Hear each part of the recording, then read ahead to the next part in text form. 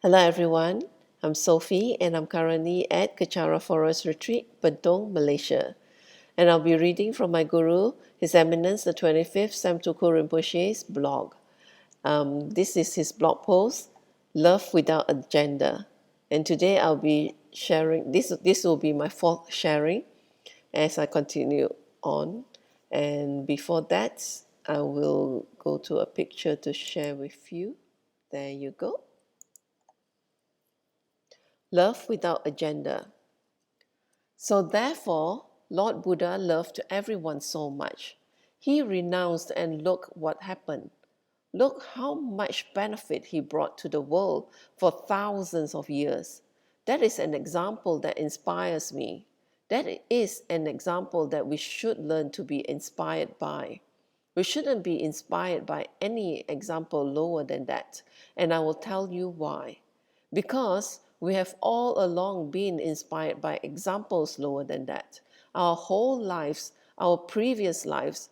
But look where we are still. We are still confused. We still get thrown off. We still give up. We still feel angry. We still feel happy. We still feel exuberant. We still feel totally depressed. Those are all the same two sides of a coin. So therefore, Lord Buddha showed us by example how he loved all sentient beings. So if we want to follow a certain percentage of what Lord Buddha did, because we have taken refuge and we believe in Lord Buddha, or we believe in human qualities, not even Buddhists per se, human qualities. We really believed in that. If we believe, we will start with the very people we love. We will start with the very people that have been kind to us, before and current, by engaging in spiritual practice. People feel that if you engage in spiritual practice, you don't spend time with this person. You don't do this for this person. You don't give them this. You don't give them that. That you are selfish, you are uncaring, and you are not nurturing. That's wrong view. Then Lord Buddha was uncaring and unnurturing. Don't talk about he didn't spend time with his wife and kid and he said, see you later. And in fact, he ran away in the middle of the night. If you did that today, how would they look at the husband? Imagine the husband in the middle of the night getting into his car and speeds away into the forest. Think about it. But how come it's okay for Buddha to do that? But if a normal guy does that today, it's not okay. Think about it.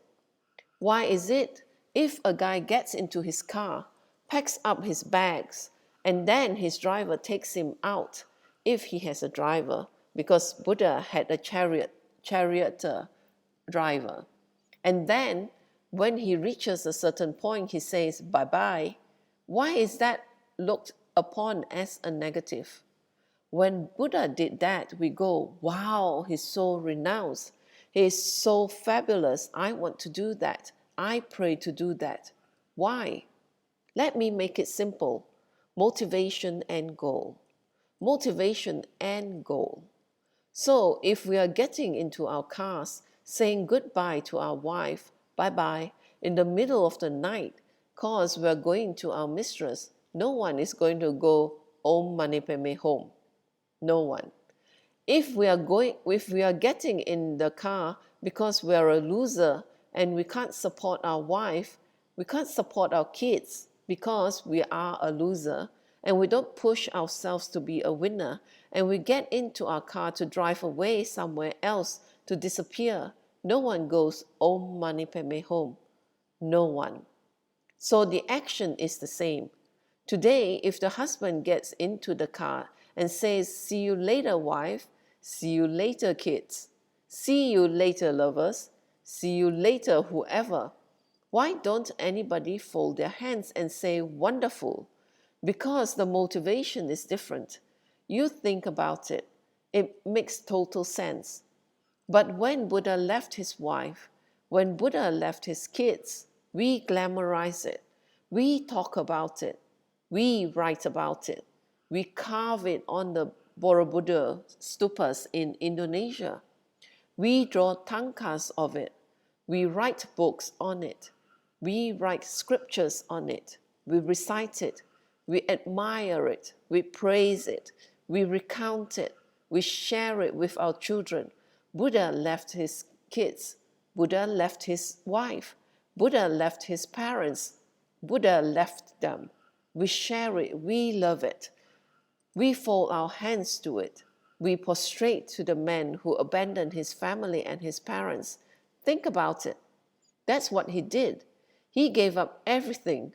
He renounced, and yet we are sitting there prostrating to him. Why do we prostrate to something that we don't admire?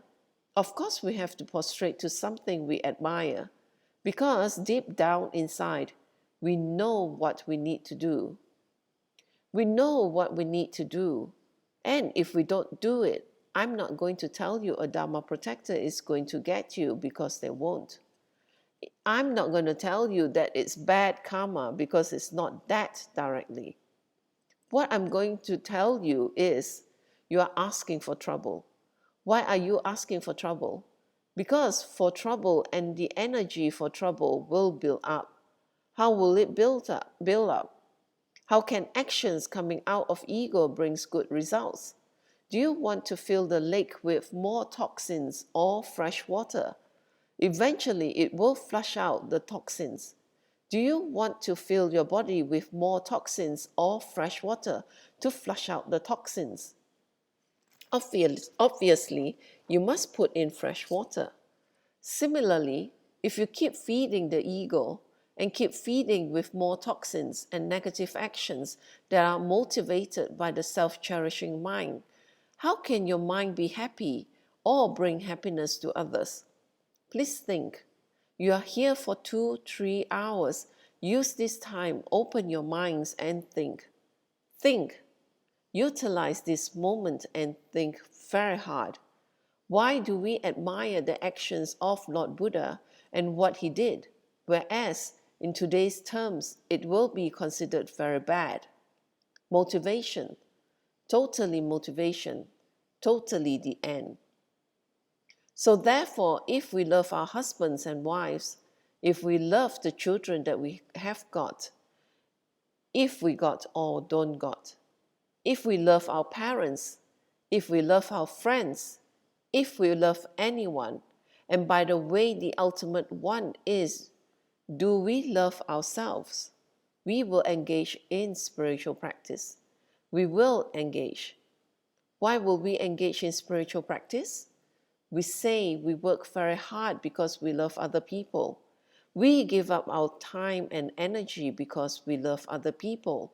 So if we love other people so much and that we can do so much, wouldn't we want to do something even more than just money and house and company and security and entertainment and watching TV? Wouldn't we want to do something more if we truly love them? So that's how we examine. Do we really love another person? Do we really love the people that are kind to us? Or we are actually using them? Using them is harsh, but I don't mean it in a harsh way. Are we using them? If we are using our parents, using our lovers, using our husbands and wives, and using our co-workers around us, then we will not be motivated to do spiritual practice. Why is that? Because when we don't gain attainments, when we don't cut the self-cherishing mind, when we keep engaging in activities that makes us deeper and deeper and deeper in activities that feed the self-cherishing mind, how can that be love? How can that be love? It's actually using others, using situations. So why do I say that? Why do I say that? It leads directly to what Chogyam Trungpa Rinpoche is teaching us in this book. So therefore people say, oh, I need to spend time with my, I hear that for the last 15, 20 years. I need to spend time with my wife. I need to spend time with my husband. Wonderful, wonderful, wonderful. And the more you spend time with them, that's wonderful. But ultimately, what do they get? And what do you get? What do they get and what do you get? And when you see your partner's life ebbing away and they are dying, what can you do for them? Even holding their hands brings no benefit anymore. They cannot feel it anymore.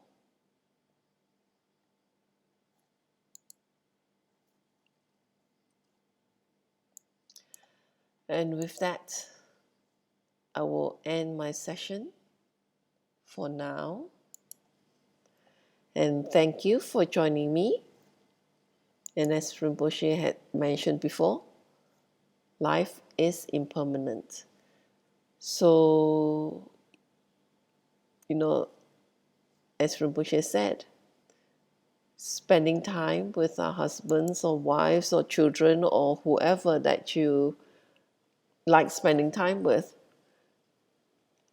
what would be the outcome?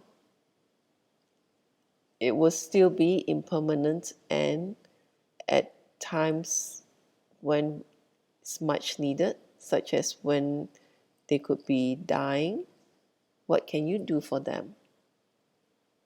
So, which is why spiritual practice is very important. Then you know the methods to help them or to dedicate the merits to them. And so thank you for sharing your time with me. And I'll end this with completion dedication in English. May the precious body mind, where it is not born, arise and grow. May that born have no decline, but increase forevermore. May the precious emptiness, where it is not born, arise and grow. May that born have no decline, but increase forevermore.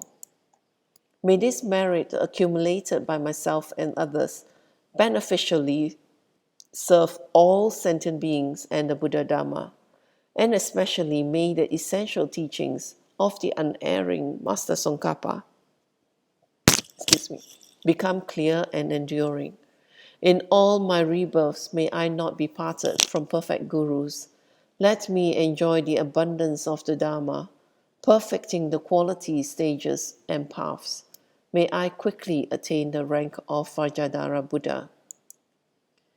By this virtue, may I quickly realize Guru Buddhahood and transfer each sentient beings into that enlightened state. May all conducive conditions arise and all obstacles be pacified in order to increase infinitely the doctrine of the spiritual king Tsongkhapa. By the merits of the 3 times of myself and others, may the doctrine of Lama Tsongkhapa blaze forever. At dawn or dusk, at night or midday, by the 3 jewels, may the 3 jewels grant us their blessings. May they help us to achieve all realizations and sprinkle the paths of our lives with various signs of auspiciousness. May the holy teachers have long lives. May the enlightened activities be fully displayed in the 10 directions. And may the brightness of the teachings of Lama Tsongkhapa continuously dissipate that veil of darkness covering the beings of the 3 realms. In this holy land surrounded by snow mountains, you are the source of all benefit and happiness. May your lotus feet, O powerful Chenrezig Tenzin Gyatso, remain in this world until the end of existence. And with that, thank you for sharing your time with me. And please join me again for my next session. Bye-bye.